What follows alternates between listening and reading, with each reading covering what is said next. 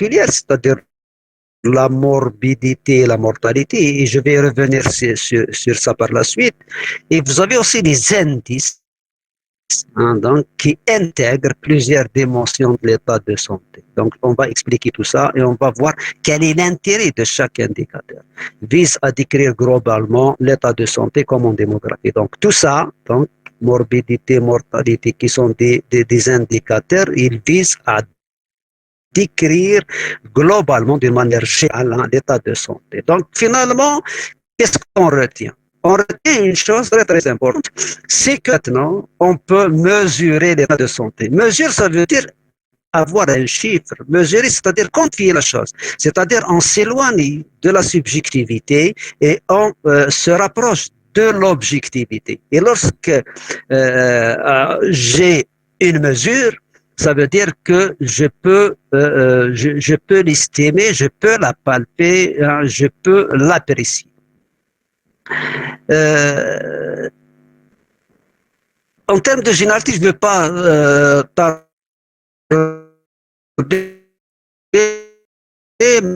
mais juste dire deux mots. Donc, un cas de maladie, c'est faut pas, donc il va falloir au moins définir c'est quoi un indicateur. Hein, donc, je vais revenir sur ça. Donc, voilà. Hein, donc, un indicateur est un outil de mesure. C'est-à-dire, ça veut dire quoi? Un écran ou un drapeau servant de guide pour contrôler, évaluer et améliorer la qualité des soins fournis à la clientèle. Lorsque je vois cette pomme, même sans pour autant recourir au texte, à la légende, je vais dire que c'est l'Algérie. Donc finalement, c'est un outil donc, qui me permet donc, d'identifier ou de nommer l'État en question. Je suis en Algérie. C'est ça. C'est un, si vous voulez, c'est un drapeau. Je peux avoir une balance. La balance, elle me permet de mesurer. Donc, il y a toujours un outil de mesure. Cet outil de mesure, il peut s'agir d'un écran, d'un drapeau, servant de guide pour contrôler, évaluer et améliorer quoi? La qualité des soins. Donc, la mesure en elle-même, ce n'est pas une fin en soi, mais c'est quelque chose permettant donc l'amélioration, l'évaluation et bien sûr la qualité des soins. Parce que c'est ça l'objectif finalement, donc c'est d'avoir des soins ou plutôt dispenser des soins de qualité. Les services cliniques, les services de soutien et les fonctions organisationnelles affectant les résultats auprès des clients. Donc finalement, j'aurais besoin de ces indicateurs. Pour quelle fin? Pour un contrôle, pour une évaluation et pour une amélioration de la qualité des soins. Donc, je pense qu'on est d'accord sur ce point. Donc, ça va servir à quelque chose, mais à quelque chose qui est très, très important dans notre métier. Dans les indicateurs de santé, ce qui nous intéresse beaucoup plus, parce que ça, c'est des indicateurs d'une manière générale, mais ce qui m'intéresse beaucoup plus, c'est les indicateurs de santé. Ce sont des mesures quantitatives ou non. Parce que des fois, je peux avoir une mesure quantitative, je peux quand même, ou plutôt avoir une mesure qualitative. C'est pour cette raison que ce sont des mesures quantitatives ou non, d'une dimension particulière de l'état de santé, nécessairement partielle et limitée. Donc, vous avez par exemple la mortalité, la morbidité. Aussi, ce sont des variables qui peuvent être mesurées directement et qui permettent de décrire l'état de santé des individus d'une communauté. Donc, on peut donner des exemples par la suite. Mais quand même, là, je suis toujours dans les généralités, justement pour vous expliquer un petit peu l'intérêt de ces indicateurs. Le terme d'indicateur de santé est parfois abusivement utilisé pour quantifier des moyens densité médicale ou une activité sanitaire admission à l'hôpital. Ça reste des mesures, des indicateurs, mais des fois on les utilise abusivement, c'est-à-dire on les utilise dans un contexte qui n'est pas vraiment précis.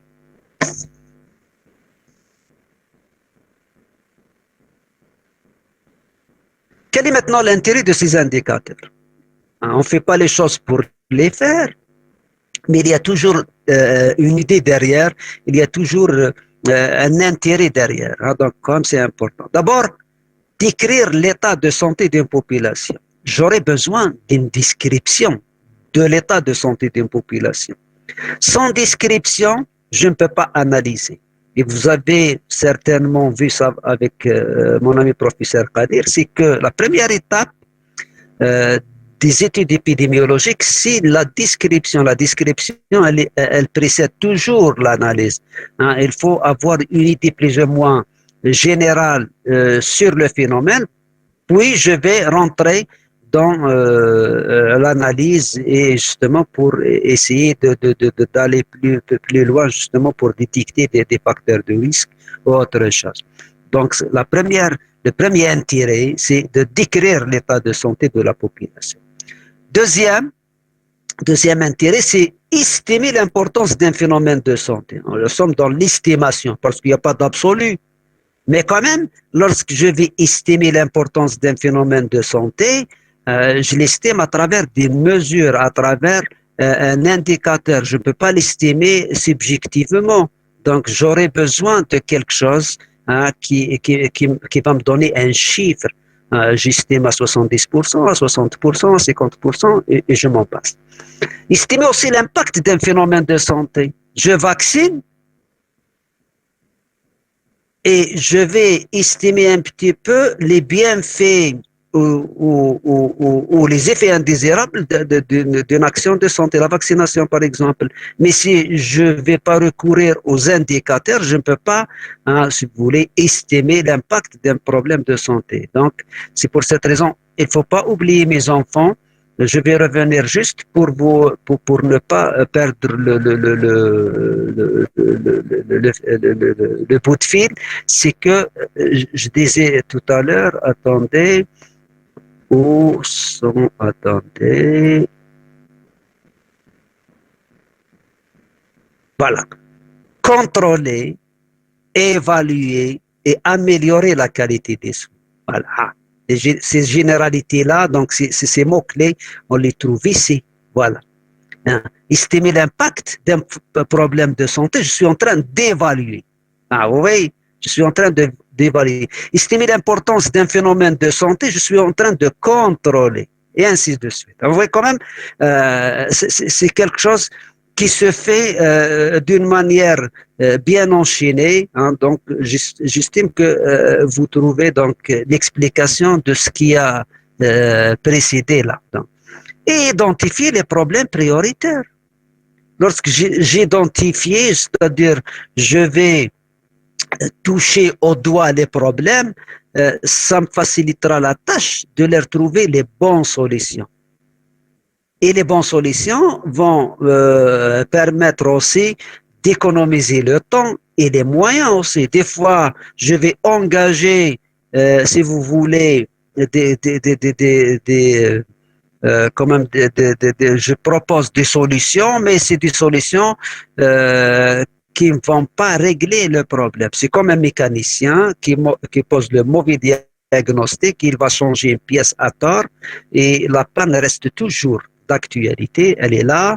Donc finalement, on n'a rien gagné, au contraire, on a perdu du temps. Donc ma voiture elle est tout le temps en panne et j'ai déboursé de l'argent sans pour autant régler le problème. Vous voyez quand même, hein, c'est ça ce que je veux faire passer comme message aujourd'hui à travers ces indicateurs. C'est-à-dire, lorsque je vais faire appel à des indicateurs, certainement, je suis dans une approche hein, donc, de trouver des solutions aux problèmes de la communauté, aux problèmes du groupe. Et bien sûr, pour pouvoir réagir, voilà, donc la question c'est ça, donc agir correctement, ça me demande tout ça, une bonne description, une bonne estimation et une bonne identification. Donc, oui, quand même, ça c'est important. Je vais parler aussi, parce qu'on est dans les mesures quantitatives, quelques indices de santé. Les mesures quantitatives, c'est une composite qui agrège plusieurs mesures élémentaires. Parce que finalement, je vais faire appel à plusieurs mesures élémentaires pour parler des mesures quantitatives, en donnant à chacune un poids, hein, pondération, pour aboutir à une mesure synthétique de la santé. Et il vise à décrire globalement l'état de santé. Voilà, donc finalement, lorsque je parle des mesures quantitatives pour mesurer l'état de santé de la population, j'aurai besoin des indices que je vais composer, que je vais, si vous voulez, regrouper, hein, justement pour mesurer l'état de santé de la population. Là, je pense que je vais passer rapidement parce que c'est des choses que vous connaissez déjà avant, mais quand même juste pour rappeler. Donc, rapport des individus de variables. Là, donc, les indices pour plusieurs outils sont utilisés pour le calcul des indicateurs de santé, en particulier proportion et temps. Vous avez vu déjà certainement avec Dr Ben Alji, elle va être professeur incessamment, hein, donc elle est sur la route. Donc, vous avez déjà vu avec elle donc tout ce qui est variable quantitative, qualitative, discontinu, continu, tout ça. Donc, on est avec ces notions de variables. Parce que je vais utiliser ces notions de variables justement pour définir un petit peu ces indices. Voilà, je vais commencer par la proportion. La proportion, ça veut dire quoi? C'est s'exprime en pourcentage ou en chiffre de 0 à 1. Et bien sûr, si vous avez déjà remarqué que dans une proportion, justement, ça c'est important pour faire la différence entre les autres indices. Hein. Vous remarquez ici que le numérateur, qui est le A, fait partie du dénominateur. Ça, c'est quand même, si vous voulez, c'est un élément donc, qui me permet de différencier la proportion des autres indices. Exemple, sur 7500 enfants de moins de 5 ans, on a 5300 qui sont correctement vaccinés. Je veux voir quel est, si vous voulez, le pourcentage de cette couverture vaccinale de la rougeole. Et il suffit juste d'appliquer la formule. Hein, donc, tout bêtement, vous allez avoir 70. J'ai déjà un impact de la vaccination, plutôt c'est pas, mesure de la vaccination hein, donc dans une population donnée, c'est-à-dire le taux de personnes vaccinées. Là, je suis dans une fourchette de plus de 70%. Tout ça, pourquoi on vous donne ça? Pour éviter d'utiliser des fois des vocables ou si vous voulez, des expressions qui n'ont pas, si vous voulez, comment dirais-je, qui n'ont pas un impact, ou plutôt, ils vont rien, ils ne peuvent pas m'avancer dans ma logique descriptive. Lorsque je vous dis, il y a beaucoup d'enfants qui sont vaccinés. Beaucoup, ça veut dire quoi, beaucoup? Beaucoup, ça ne veut rien dire. Pour moi, en tant que médecin, beaucoup, ça dépend. Beaucoup pour moi, c'est 10, pour vous, c'est 100, pour un autre, c'est 1000. Ça veut dire, ça ne veut rien dire, le beaucoup. Trop de maladies, trop de cancers, beaucoup d'hépatite B.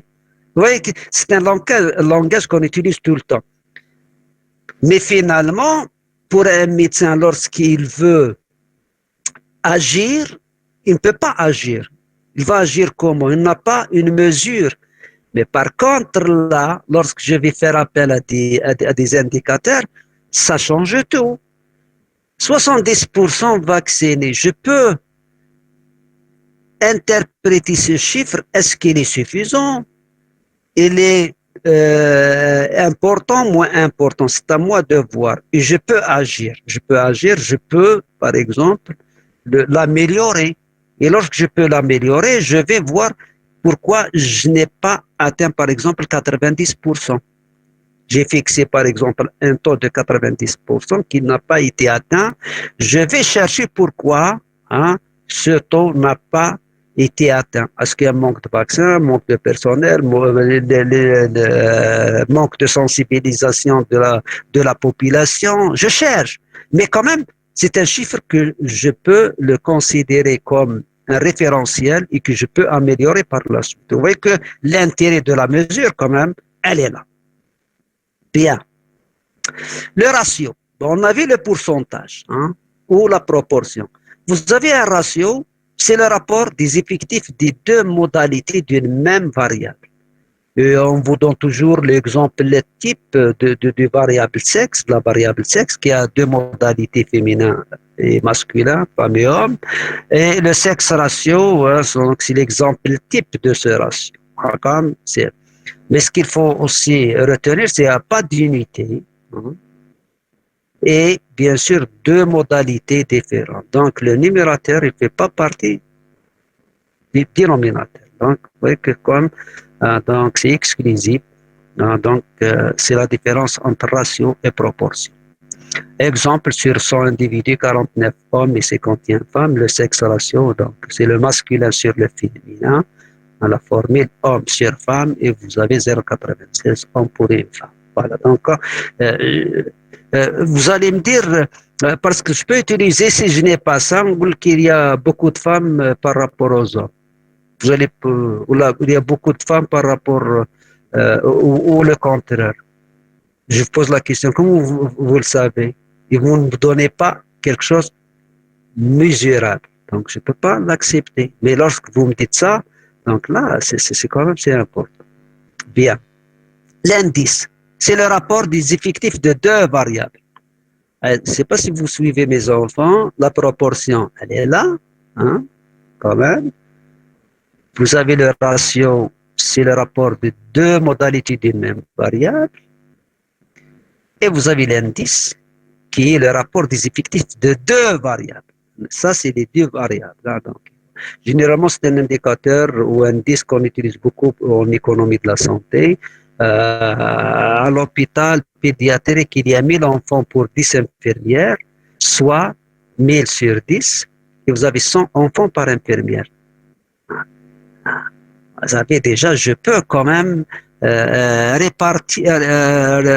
distribuer ma population ou, si vous voulez, mon personnel soignant par rapport au nombre de malades et je vais faire appel à un référentiel et je peux en économie aussi l'utiliser justement pour couper court cette notion. Je n'ai pas assez d'infirmiers et d'infirmières pour travailler, je n'ai pas assez de médecins pour travailler, mais lorsque je vais faire appel à des indices de santé et à des rapports qui vont me permettre justement de mesurer le phénomène en le rapportant à un référentiel, je peux dire que non, je regrette, vous n'avez pas peu d'infirmiers ou d'infirmières, vous êtes peut-être en plus, hein, donc par rapport aux autres et par rapport au référentiel. Je ne sais pas si je me fais comprendre, mais quand même, c'est important de le voir. Ça aussi, c'est des éléments clés, si vous voulez, de l'intérêt de ces indices de santé.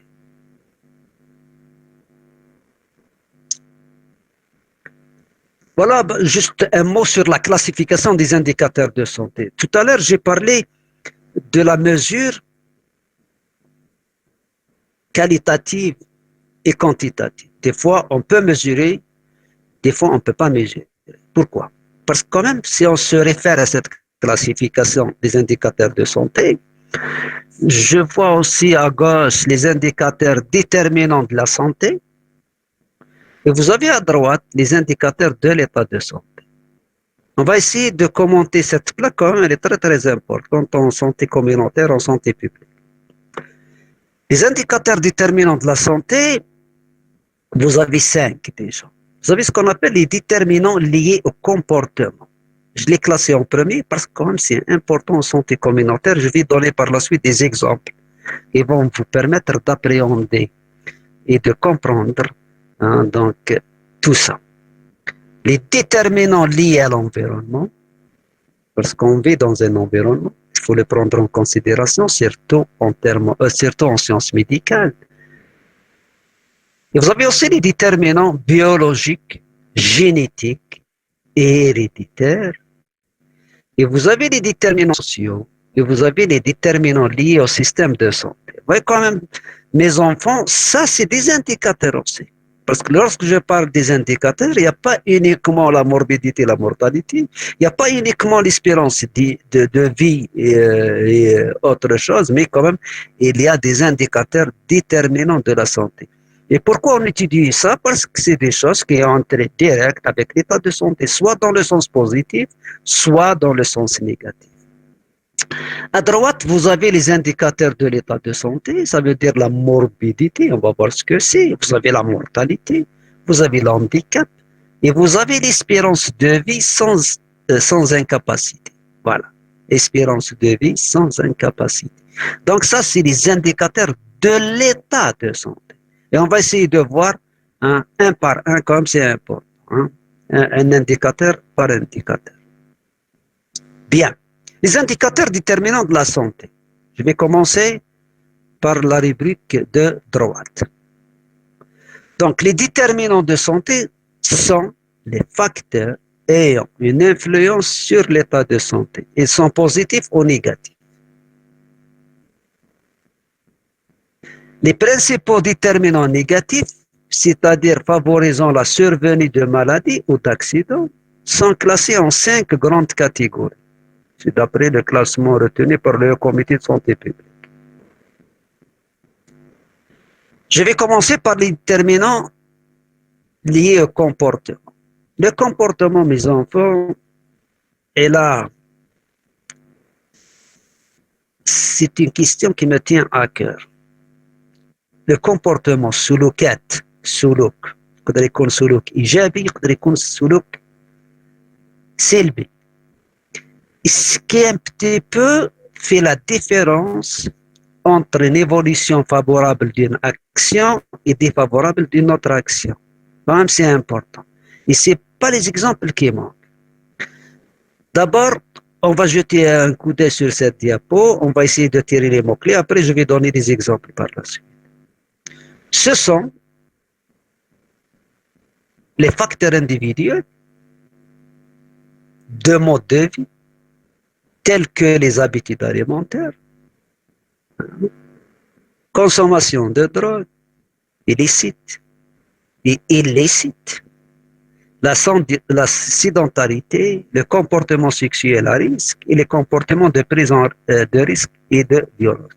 La question que je vais me poser à moi-même et à vous, à partir de cette diapo, on sait pertinemment, on peut constater que quand même c'est des choses qui entrent direct avec l'état de santé, que ce soit dans le sens positif, que ce soit dans le sens négatif.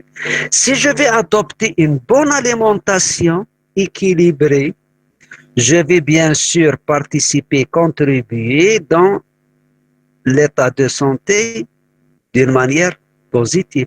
Si je fais le contraire, certainement, je vais exposer ma population après à des risques de maladies métaboliques, de maladies cardiovasculaires, et je m'en passe. La même chose, pour ça, c'est le comportement, c'est un comportement. Le comportement, c'est quand même, et on peut le dire dès maintenant, c'est des facteurs évitables, c'est des facteurs de risque modifiables. Je peux éviter, je peux modifier par rapport à ces facteurs. Donc, ça, c'est à notre portée. C'est ça l'état de santé. L'état de santé, donc, il faut prendre les choses d'une manière analytique, descriptive d'abord, puis analytique, et on voit l'influence de chaque déterminant. Le comportement, c'est un déterminant, donc que je peux jouer sur ce déterminant justement pour améliorer l'état de santé de ma population. Vous avez aussi des déterminants liés à l'environnement. Aussi, on entend par environnement, c'est quoi l'environnement finalement? L'ensemble des conditions physiques, chimiques et microbiologiques. Il n'y a pas que la microbiologie, mais il y a aussi la chimie, la physique. Maintenant, les pesticides, lorsqu'on les trouve dans l'alimentation, bien sûr, ça va poser un problème par la suite, un problème de santé de la population. et bien sûr tout ce qui est physique aussi. Donc, au milieu ouvert, domestique et professionnel, vous voyez, l'environnement, vous avez conditions physiques, chimiques, microbiologiques, au milieu ouvert, domestique et professionnel. Donc, vous voyez que c'est ça l'environnement lorsque je parle de l'environnement qui a une influence sur l'état de santé, qui sont susceptibles d'avoir un effet négatif, direct ou indirect, immédiat ou à long terme, sur la santé des populations. C'est pour cette raison que je vous ai dit, je vous ai dit depuis tout à l'heure, quand même, la santé aussi, il y a l'environnement. Et l'environnement, il joue soit d'une manière positive ou négative, quand même c'est important. Et le médecin, aussi, c'est un message que je vais faire passer cette soirée, c'est que le médecin doit, si vous voulez, prendre en considération ces déterminants. Parce qu'il faut qu'il participe dans l'amélioration de la santé. Et parce que l'amélioration aussi de l'état de santé de la population, c'est l'apanage aussi du médecin. Le médecin, il ne faut pas qu'il se contente de poser le diagnostic et de livrer, si vous voulez, un traitement. Ça fait partie de notre mission, certes, mais le médecin, il faut qu'il s'ouvre sur autre chose. Il faut qu'il s'intègre dans une approche, dans une démarche de santé publique. Et s'intégrer ou, si vous voulez, s'impliquer dans une démarche de santé publique, c'est ça. C'est-à-dire, il faut connaître tout ça, déterminant les comportements, déterminant liés à l'environnement. Là, je vais conseiller mes malades, je peux faire de la sensibilisation en matière d'une alimentation saine, je vais essayer de faire de la sensibilisation justement pour tout ce fléau, si vous voulez, de la toxicomanie, et ainsi de suite. Donc, on a un rôle à jouer. Je peux participer avec les autres, si vous voulez, acteurs, avec les collectivités locales, avec les autres acteurs, justement, pour essayer de mettre le doigt sur la pollution atmosphérique et sur le traitement physique et chimique de l'alimentation et ainsi de suite. Donc, quand même, on a un rôle à jouer lorsqu'on s'engage, lorsqu'on s'intègre dans une santé de la population. Vous avez aussi les déterminants biologiques, génétiques et héréditaires. Là, si vous voulez, on ne peut pas faire beaucoup de choses parce que quand même, ce n'est pas des facteurs modifiables par rapport à ça. Là, j'ai un champ de manœuvre qui est très, très important. Je peux apporter un plus. Je peux quand même diminuer l'incidence des fléaux qui ont trait avec tout ça. Ça, je peux quand même faire beaucoup de choses. Mais là, je pense que je suis limité à les déterminants biologiques, génétiques et héréditaires comme l'âge, le sexe, les facteurs héréditaires, etc. Vous avez aussi les déterminants sociaux, c'est-à-dire les conditions sociales susceptibles d'influencer négativement la santé. Là, je peux intervenir aussi d'une partie de la population et ainsi de suite. Donc, les déterminants aussi liés au système de santé. Ce sont les défaillances du système de santé pouvant modifier l'état de santé de la population. Là aussi, des facteurs modifiables. Donc, finalement, sur les cinq, il n'y a qu'un seul indicateur que je ne peux pas modifier. Les autres sont modifiables. Et justement, c'est ça l'intérêt de tout ça. L'intérêt de tout ça, c'est-à-dire, il faut que je comprenne c'est quoi en tant que médecin, d'abord médecin généraliste. Lorsque je maîtrise tout ça, je peux apporter un plus. Donc, voyez, c'est ça l'intérêt de ces indicateurs déterminants de la santé. Bien.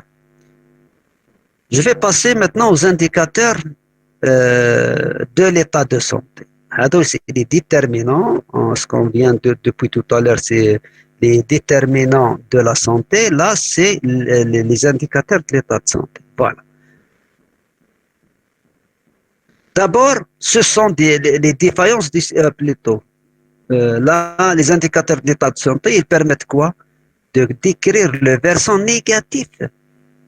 C'est une description du versant négatif de la santé, ainsi que les caractéristiques physiologiques ou psychologiques des personnes étudiées. Et justement, pour ce faire, j'aurais besoin de tout ça, la morbidité qu'on va voir par la suite, la mortalité, l'handicap et l'espérance de vie sans incapacité. Donc, vous voyez, c'est ça les quatre éléments d'une manière globale qui caractérisent et qui décrivent donc le versant négatif de la santé. Donc, je vais commencer par la morbidité. La morbidité est l'étude des maladies dans un groupe de population. Certainement, vous avez déjà pu entendre parler de la morbidité lors de votre cursus donc médical en infectieux, en pneumo, dans pas mal de, si vous voulez, de spécialités, mais la question que je pose, c'est quoi la morbidité? Voilà, la morbidité est l'étude des maladies dans un groupe de population. C'est ça la morbidité. Donnée, cette étude comporte des difficultés particulières. Pourquoi? La morbidité implique, elle aussi, différents points de vue. C'est-à-dire que ce n'est pas tout le monde qui est d'accord sur la même terminologie, les mêmes définitions. Donc, ça pose problème. Mais ça ne fait que, si vous voulez, avancer les choses, parce qu'il y a plusieurs points de vue. C'est vrai, d'une part, ça complique un petit peu la tâche, mais d'autre part, elle ouvre des horizons justement pour enrichir cette question. La deuxième des choses, elle nécessite l'usage d'une classification précise des maladies. Est-ce qu'on maintenant, on est à la CIM10, je pense, à la CIM10, voilà, il y a maintenant une classification internationale des maladies, justement pour que tout le monde puisse parler le même langage. Vous avez aussi des sources d'informations qui sont nombreuses mais variées. On va dire un mot après, parce que c'est important, les sources d'informations. Les informations sont nombreuses mais variées. Vous avez aussi l'estimation de sa fréquence, nécessite de distinguer la prévalence et l'incidence, on va voir ce que c'est par la suite, et elle comporte les limites des indicateurs de santé fondés sur la nosologie. Ça veut dire quoi tout ça? En dépit de l'importance de la mesure de cette morbidité, mais elle ne reflète pas à 100% l'état de santé de la population pour ces raisons que je viens de citer. C'est-à-dire, mais ça ne fait rien. L'essentiel, j'ai une mesure, pas obligatoirement qu'elle soit à 100% parfaite, mais quand même c'est une estimation. C'est pour cette raison qu'on utilise le mot estimation. Je l'ai déjà, je ne sais pas si vous avez remarqué, donc ce qu'on a, je vais revenir juste pour faire le lien, pour ne pas, voilà, pardon.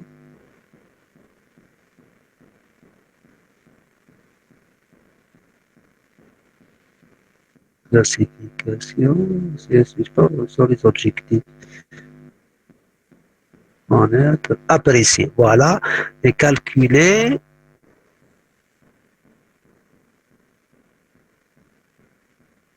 Voilà, et vous avez aussi là, les indicateurs, c'est comme j'ai mis là. On ne s'en fait rien, allez-y. Mais l'essentiel, je ne suis pas obligé d'avoir 100%. Voilà. Revenons à ça, donc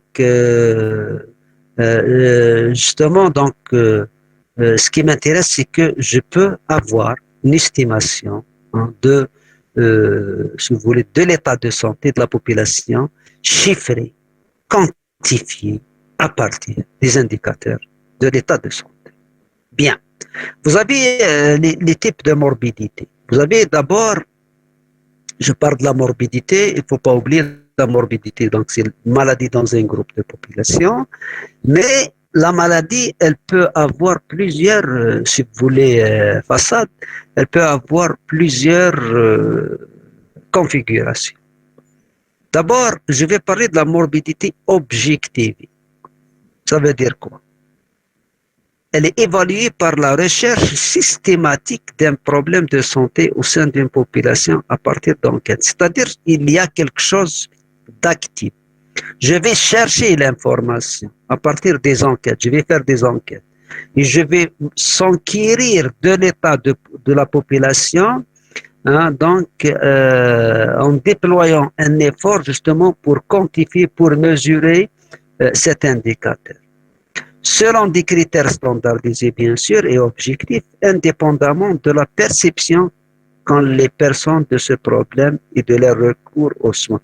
C'est-à-dire, j'attends pas que le malade vienne, mais je vais me déplacer pour chercher, si vous voulez, la souffrance, la pathologie de ces malades. C'est ça, les enquêtes. Donc, je vais enquêter. Ça, c'est ce qu'on appelle la morbidité objective. C'est vrai, on ne peut pas la faire tout le temps, parce que ça coûte de l'argent, du temps, elle est, si vous voulez, coûteuse.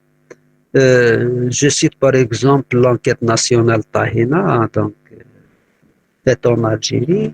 Il y a plusieurs enquêtes donc réalisées en Algérie justement pour voir un petit peu l'état de santé, c'est-à-dire surtout combien on a de diabétiques, des hypertendus, des cancéreux. Hein, donc ça, c'est la morbidité objectivée à partir des enquêtes. Donc généralement, c'est des enquêtes qui se font d'une manière programmée, c'est pas tout le temps, mais d'une manière, si vous voulez, planifiée. Vous avez aussi la morbidité ressentie ou subjective. Voilà. C'est pour cette raison que là tout à l'heure, on vous a dit que cette étude comporte des difficultés particulières. Hein. Particulières parce que ça, c'est un exemple type. La morbidité ressentie ou subjective, ça veut dire quoi? C'est l'expression de la personnalité individuelle de celui qui l'exprime comme un reflet de son inconscient, de son appartenance culturelle, de son milieu social, de sa faculté d'exprimer et de nommer des symptômes, de ses expériences antérieures, des institutions passées au filtre d'une mémoire nécessairement sélective. Donc, je peux aller chez un médecin, je ressens quelque chose, pas obligatoirement pathologique, mais si je ne fais pas attention, moi, en tant que médecin, je peux, si je n'arrive pas à faire la part des choses entre la subjectivité et l'objectivité, je peux déclarer ça à tort comme morbidité. Donc, vous voyez, comme c'est pour cette raison, quand même, on a un rôle à jouer en tant que médecin, un très grand rôle à jouer justement pour essayer de classer cette morbidité et bien sûr la quantifier, la mesurer. Ça, c'est le plus important. Troisième type de la morbidité, aussi la morbidité exprimée, c'est-à-dire percevoir un problème de santé n'implique pas obligatoirement un recours aux soins. Car de nombreuses personnes qui se plaignent de troubles digestifs ou de maux de tête ne font rien pour y remédier, alors que d'autres ont recours au système de soins à un niveau quelconque. Ce choix des soins est influencé par les caractéristiques socio-économiques et culturelles des personnes. C'est un autre mode de vision en termes de morbidité. Des fois, les gens ont un dos de maux de tête, ils prennent un comprimé de paracétamol au classe. Donc, il est convaincu et d'autres gens, non, il est peut-être paniqué et il va se déplacer aux urgences, même à minuit, parce qu'il a des maux de tête. Donc, oui, quand même, ça dépend. C'est pratiquement l'apanage de pas mal de facteurs, hein, de facteurs sociaux, facteurs culturels et ainsi de suite. Des traditionnels, ça dépend. Voilà. Donc, et vous avez aussi la morbidité diagnostiquée, et ça c'est plus ce qui nous intéresse beaucoup plus, c'est à partir du recours aux soins. Les professionnels, plus les médecins, peuvent identifier certains problèmes de santé qui ont été d'abord perçus par la personne. Bien sûr, le malade vient justement se plaigner de quelque chose, et c'est au médecin d'infirmer ou d'affirmer, hein, donc ce que ressent le malade. Donc, c'est l'approche des médecins dans la limite de leur conception de la santé et de leur instrument. Finalement, on se trouve en termes de morbidité avec 4 cas de figure ou 5. On va les compter. 1. Morbidité objectivée. 2. Morbidité ressentie ou subjective. 3. Morbidité exprimée. 4 morbidités diagnostiques. Voilà, donc on a 4 cas de figure en termes de morbidité. Je pense quand même il y a une différence entre les 4. Ce qui un petit peu fait compliquer la tâche justement lors de la déclaration, soit on va sous-estimer, soit on va surestimer la morbidité. C'est pour cette raison que je vous ai dit depuis tout à l'heure que la morbidité, donc, c'est pas quelque chose qui reflète à 100% l'ampleur du problème dans une population, mais quand même, elle arrive à estimer la pathologie, la morbidité au sein d'une population. Mais quelque chose beaucoup plus qui a plus d'avantages que d'inconvénients. Bien. Tout à l'heure, on a vu ce que c'est un indice, une proportion et un ratio. Il y a quelque chose qu'on utilise beaucoup en médecine, c'est le taux. C'est quand même c'est une notion qui est très très importante. Le taux, je vais mettre un focus sur cet indicateur qui mesure mieux l'état de la santé. Le taux, c'est une mesure dynamique. Là, c'est un mot-clé. C'est-à-dire lorsque le mot dynamique sort dans cette phrase, dans cette définition, ça veut dire quoi? Ça veut dire qu'il y a quelque chose qui change. Dynamique, c'est-à-dire il y a une vitesse derrière. Et ce qui m'intéresse maintenant, c'est la vitesse de la propagation de la maladie, de la pathologie au sein des populations. Et justement, pour voir est-ce que les choses s'accélèrent ou sont moins accélérées ou stationnaires, c'est que je vais avoir recours à cette notion de temps. Donc, tout ce qui est dynamique, c'est très intéressant en termes de mesure de l'état de santé. Tout ce qui est statique, et on va voir par la suite, c'est les moins importants, mais quand même, on a besoin de ces indicateurs. Donc, ça se complète. Voilà. N'oubliez pas, lors de la définition, j'ai utilisé le mot composite. C'est-à-dire, je vais utiliser les indices d'une manière composite associés justement pour arriver en fin de compte à établir une mesure, à avoir une mesure de l'état de santé de la population. Donc, c'est une mesure dynamique permettant de rendre compte des variations d'un phénomène au cours du temps, parce que le temps joue. Le temps, c'est quelque chose de fondamental lorsque je parle du temps. Lorsque je parle du temps aussi, il y a deux choses qu'il faut prendre en considération. Vous avez toujours un numérateur et vous avez aussi le dénominateur qui pose généralement, pour ne pas dire souvent, des problèmes. Lorsque j'aurai précisé, arrivé à préciser mon dénominateur, généralement, c'est 50% de la solution. Et ça, on va voir par la suite quel est l'intérêt de ce dénominateur. Le numérateur, c'est quoi? C'est le nombre de personnes concernées par la survenue d'un événement donné pendant une période donnée. C'est-à-dire nombre de malades, nombre d'accidentés, ainsi de suite. Ça, je peux l'avoir. Mais ce que je ne peux pas avoir tout le temps, c'est ça. La population moyenne présente pendant cette période au sein de laquelle cet événement a été observé.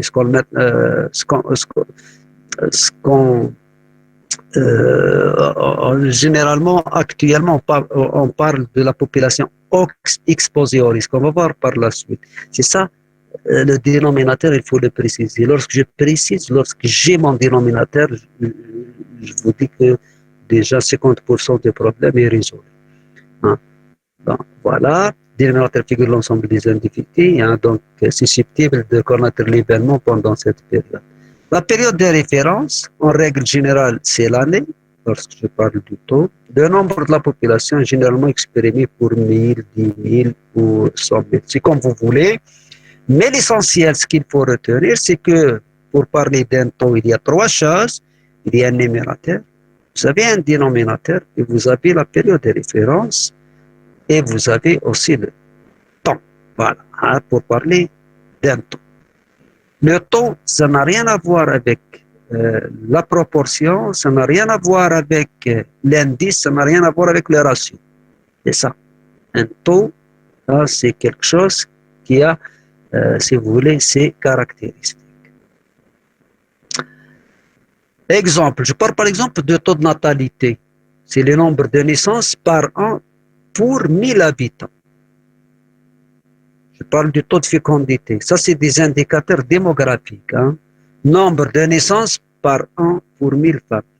Là, je peux vous orienter vers, si vous voulez, l'Office national des statistiques. Hein. Mettez Office national des statistiques.dz.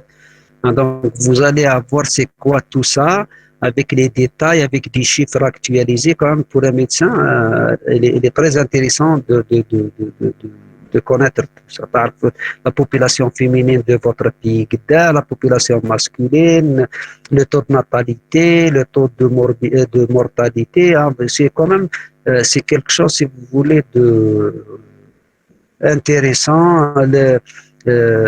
Population en âge de procréer, les jeunes de moins de 15 ans, vous avez tout, hein, donc vous pouvez l'avoir. Vous n'avez qu'à consulter le site Office national des statistiques, vous pouvez avoir tout ça. Bien. Maintenant, comment on décrit et comment on calcule les indicateurs de santé? D'abord, on commence par le taux d'incidence. D'abord, c'est quoi l'incidence? Un cas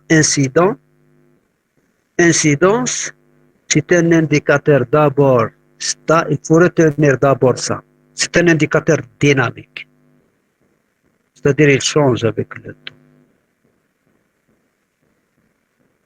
Il mesure la vitesse de la survenue de phénomènes à un moment donné. Quand j'ai besoin de tout ça, un indicateur qui mesure la vitesse de la survenue des phénomènes à un moment donné. Vous allez me poser la question, et puis lorsque comment je vais l'appliquer dans ma, si vous voulez, ma pratique quotidienne. Si je n'ai pas cet indicateur, je ne peux pas apprécier la propagation ou estimer la propagation d'un phénomène morbide, d'une maladie ou pathologie ou autre chose dans ma population. C'est-à-dire, je ne vais pas intervenir à temps. C'est comme par exemple, si je prends la COVID actuellement, hein, donc ce virus de COVID-19, s'il n'y avait pas cette, si vous voulez, mesure, on ne peut pas mettre en place des mesures barrières dès le début, si vous voulez, de l'accumulation et la multiplication, si vous voulez, des cas. Parce que c'est un phénomène nouveau.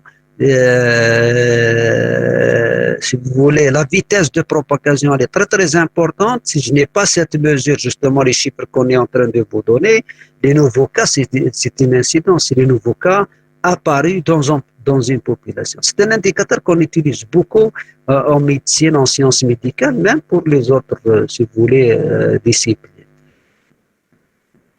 Au numérateur, vous avez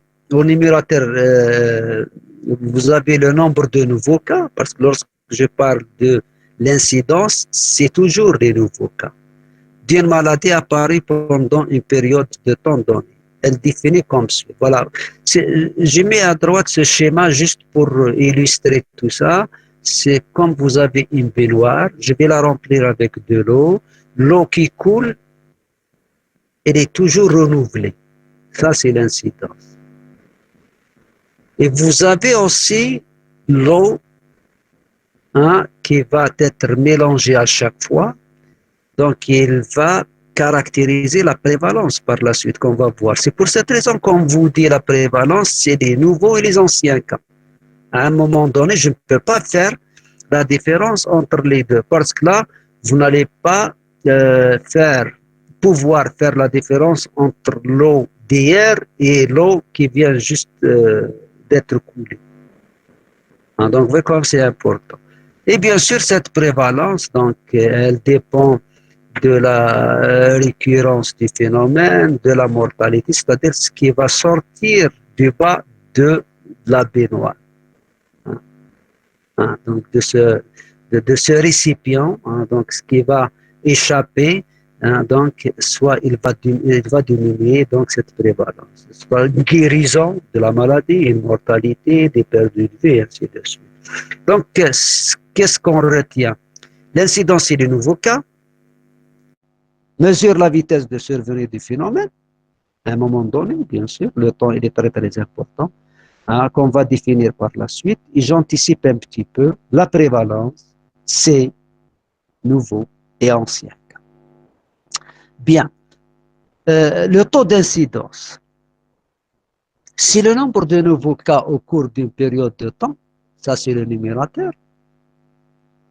Et vous avez la population à risque au cours de la même période. J'ai parlé tout à l'heure du risque, population à risque. Et c'est ça ce qui fait un petit peu la difficulté. C'est pas aussi évident justement pour définir la population à risque. Et si j'arrive à définir cette population à risque, c'est bien. Là, ça est réglé à 50%. Donc, selon la période de temps considérée, on distingue plusieurs façons de calculer l'incidence. Bon, je vais vous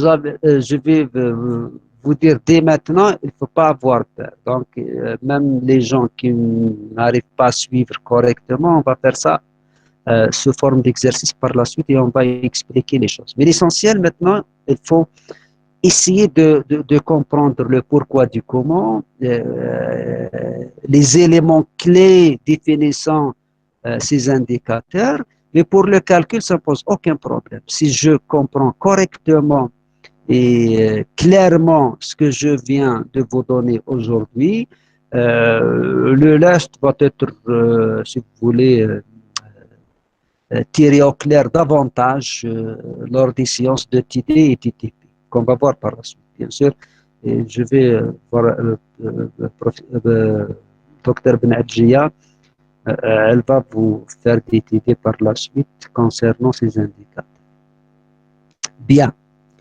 Vous avez déjà l'incidence, taux d'incidence ou incidence simultanée, c'est la même chose, hein, donc c'est les deux termes, ou densité d'incidence, taux d'incidence, densité d'incidence, incidence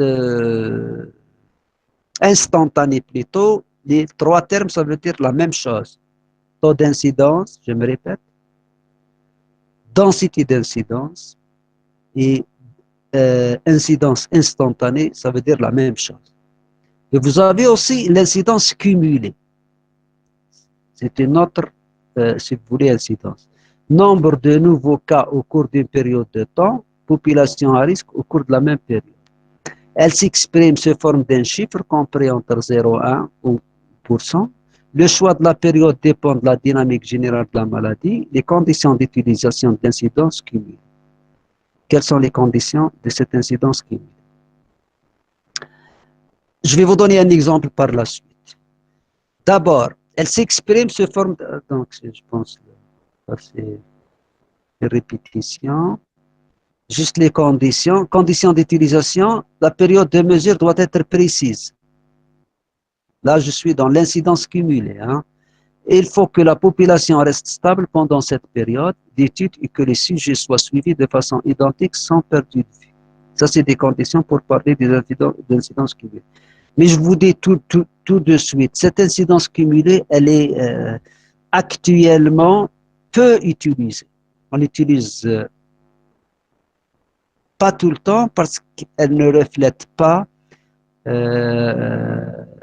correctement la réalité. On préfère utiliser la densité d'incidence parce que là, je suis dans cet état de figure qui est, si vous voulez, la population à risque. Et je peux vous donner après un exemple pour faire la différence entre la densité d'incidence ou incidence instantanée ou taux d'incidence, ça veut dire la même chose. Là, il faut essayer d'être attentif justement pour mieux comprendre. Si le nombre de nouveaux cas au cours d'une période de temps, le numérateur ne va pas changer. Ce qui va changer, c'est ça, c'est le dénominateur. C'est la population à risque au cours de la même période. Ça veut dire quoi? Elle est mesurée lorsqu'au cours d'études de suivi. Ça, c'est un mot-clé. Je vais suivre une population. Et vous allez voir après, avec les études cohortes et les études cas témoins, je vais utiliser soit les autres ratios, soit les risques relatifs. Et les deux, ce n'est que des rapports d'incidence. L'autre ratio et le risque relatif, euh, il se base justement sur l'incidence justement pour le calcul d'autres ratios ou le risque relatif. Ça veut dire quoi? Il y a une mesure, il y a un suivi dans le temps.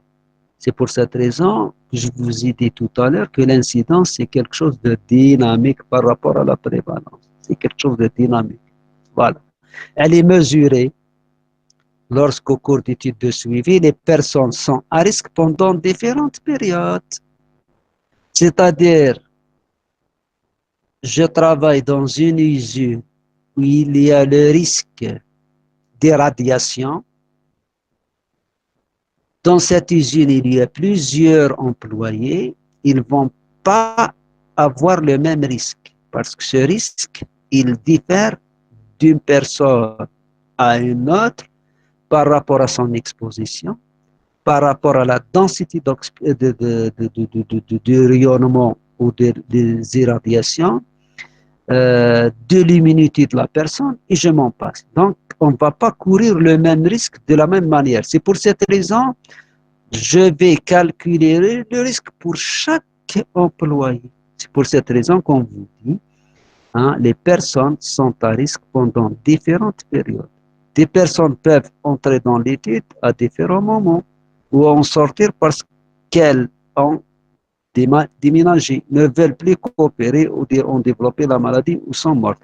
Donc, si j'ai à calculer une incidence, c'est-à-dire l'apparition de nouveaux cas d'un phénomène, et si je ne tiens pas ces éléments que je viens de citer, je vais avoir un chiffre que ce soit qui ne va pas refléter parce que soit il va refléter en excès, soit à défaut, si vous voulez, le phénomène. C'est pour cette raison que cette notion de risque, cette notion d'exposition, elle est cette notion, elle est prise en considération dans la définition de dénominateur. Je vais vous donner des exemples par la suite et vous avez après des exercices à faire avec Dr. Benadji. Donc la densité d'incidence prend en compte l'exposition des individus, ce que je viens de dire à l'instant, que celle-ci est très à son intensité, hein, sa nature, sa durée. En fait, c'est surtout la durée d'exposition qui est la plus utile.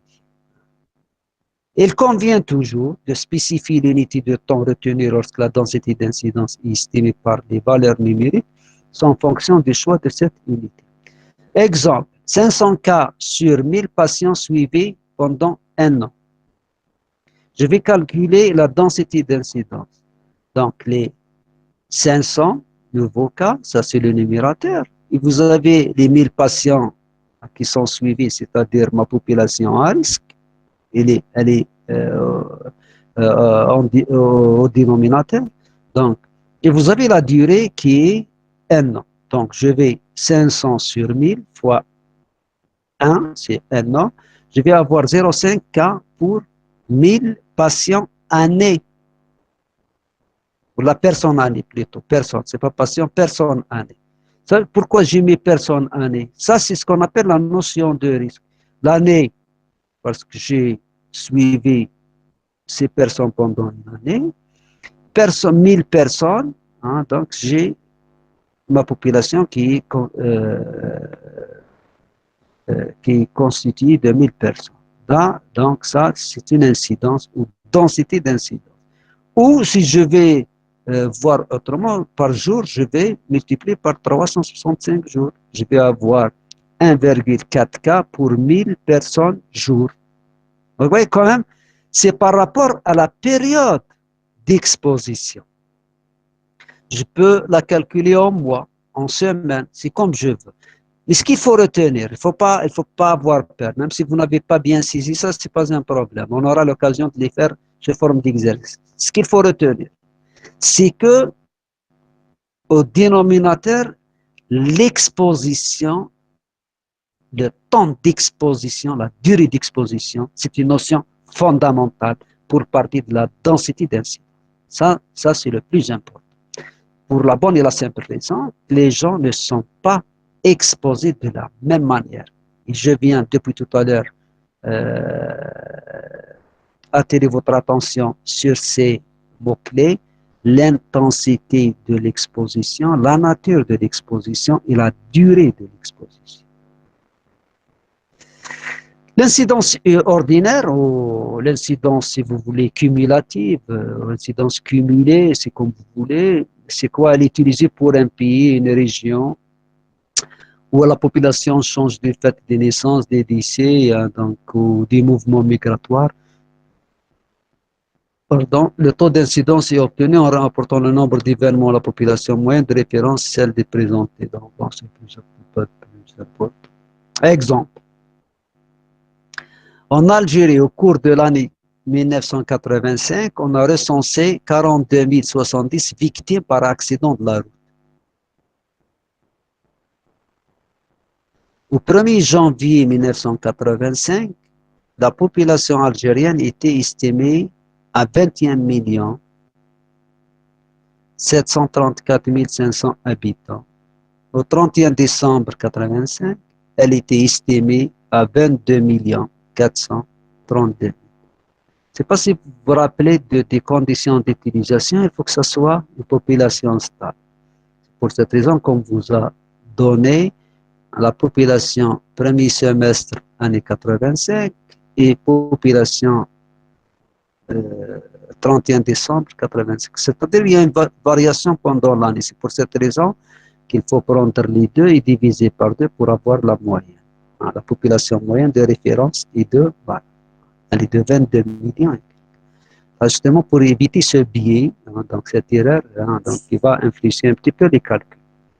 Le taux d'incidence annuel correspondant est donc, ça c'est le nouveau cas sur la population générale, mais ça c'est une incidence cumulative, c'est-à-dire je n'ai pas pris en considération l'exposition par rapport à la population.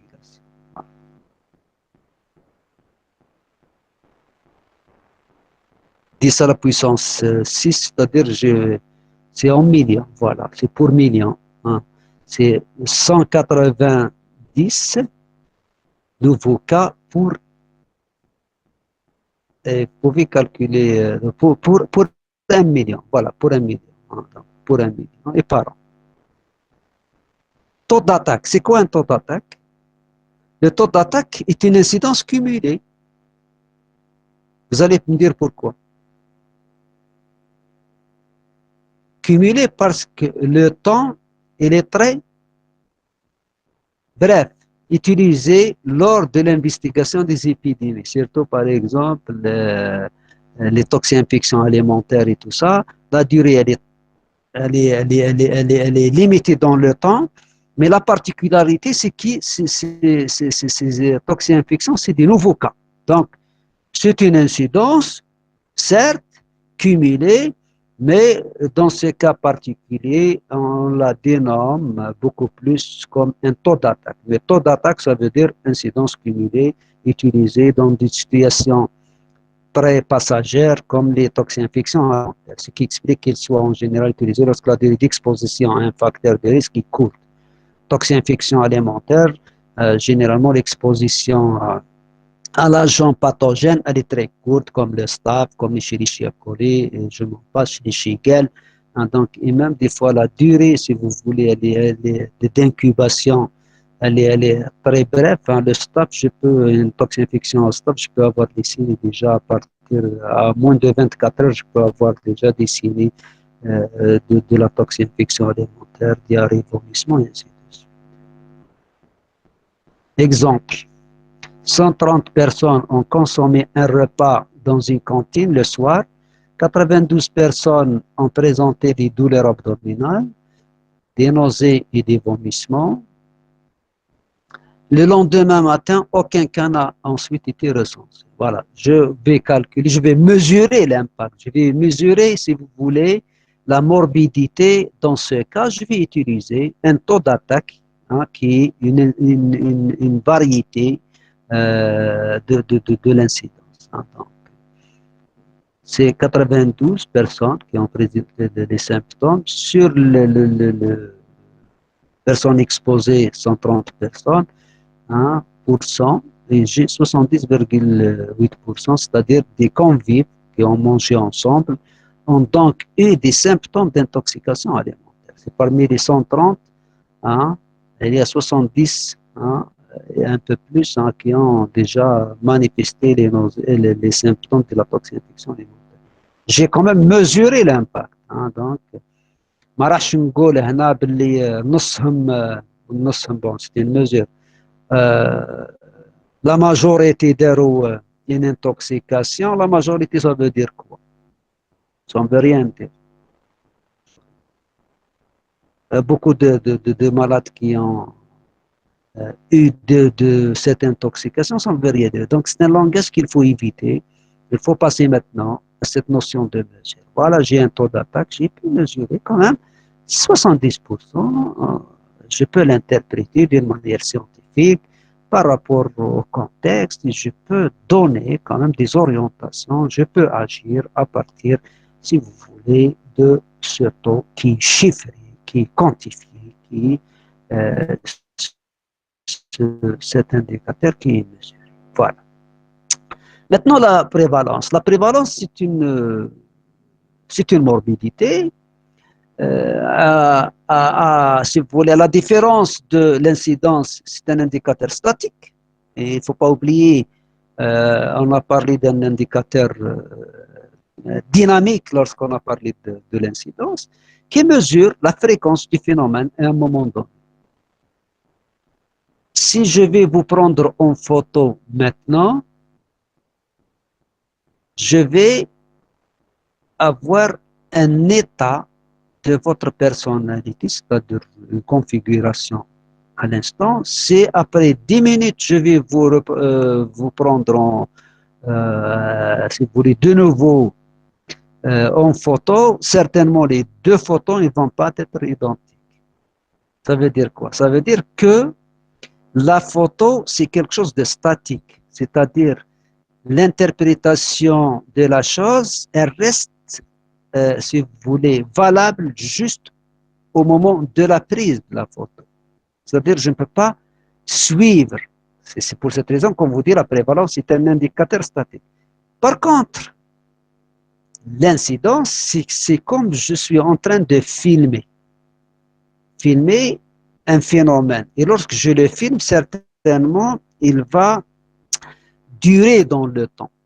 C'est-à-dire il y a un suivi en quelque sorte. C'est quelque chose de dynamique. C'est quelque chose qui va faire appel à un temps plus ou moins important. C'est pour cette raison qu'on dit que l'incidence, c'est à peu près comme un film, et la prévalence, c'est comme une photo prise à un moment donné. C'est ça à peu près la différence. La prévalence est le nombre de cas observés, nouveaux et anciens cas. C'est le fond. L'incidence, voilà ce que je suis en train de verser dans ce récipient, mais après, il va être mélangé avec l'ancien. C'est pour cette raison que la prévalence constitue donc ce qui est marqué en couleur foncée, c'est-à-dire l'ancien et les nouveaux cas. C'est ça la prévalence. À un moment donné, sur la population, dont sont issus ces cas. Ça ne veut pas dire que la prévalence, ça ne sert à rien. Au contraire, non, la prévalence, on a besoin de cet indicateur. Cet indicateur, il complète l'incidence. J'aurai besoin de cette prévalence. Il va servir de référentiel par la suite. Il va me permettre de suivre. Nombre de cas observés à un instant T, c'est la population à risque à cet instant. Je pense que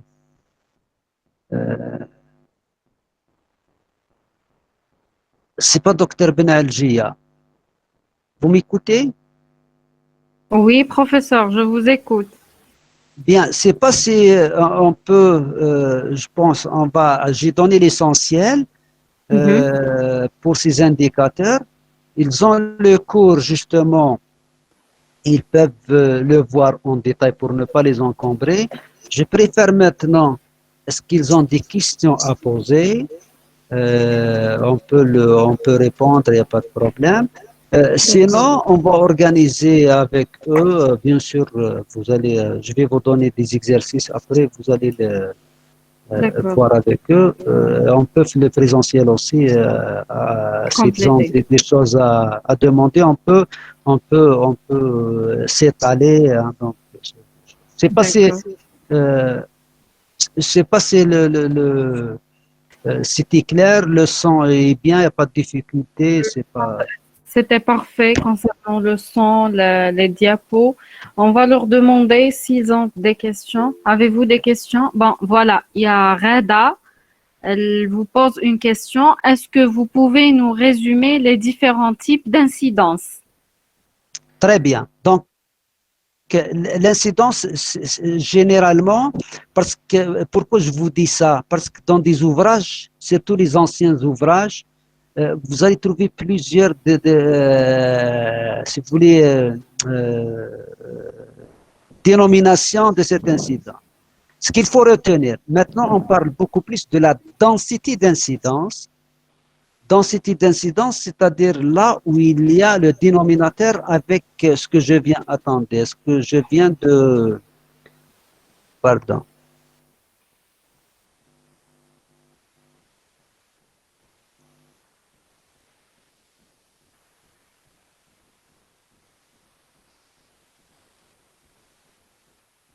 Voilà. Ça, c'est l'incidence cumulée. Je vais revenir sur ça. Et vous avez l'incidence, la densité d'incidence. La densité d'incidence. Voilà. C'est avant ça. Vous avez passé. Attendez. Pardon. Hein. Voilà. Densité d'incidence. Ce qu'il faut retenir, voilà, la densité d'incidence. Incidence simultanée, plutôt instantanée. Et vous pouvez avoir aussi le taux d'incidence, c'est-à-dire ça veut dire la même chose. Et ce qu'il faut retenir, c'est la densité d'incidence. Maintenant, on travaille beaucoup plus avec la densité d'incidence. Deuxième forme d'incidence, c'est l'incidence cumulative. Je ne sais pas si j'ai répondu à sa question ou non. On Oui, peut. oui, d'accord. Parce que la densité d'incidence, on prend en considération la durée d'exposition de chaque personne. Donc, Tout à c'est le fait. meilleur indicateur pour refléter cette incidence. Tout à fait, tout à fait. C'est ça. C'est ça la Mhm. différence. Parce que j'ai donné l'exemple d'une usine de là où, par exemple, si je vous donne l'exemple, par exemple, je vous donne l'exemple du personnel qui travaille en radiologie. Mhm. Il y a le risque des radiations par les rayons X. Mhm. Le personnel qui travaille au niveau de la radiologie, il ne va pas être exposé de la même manière.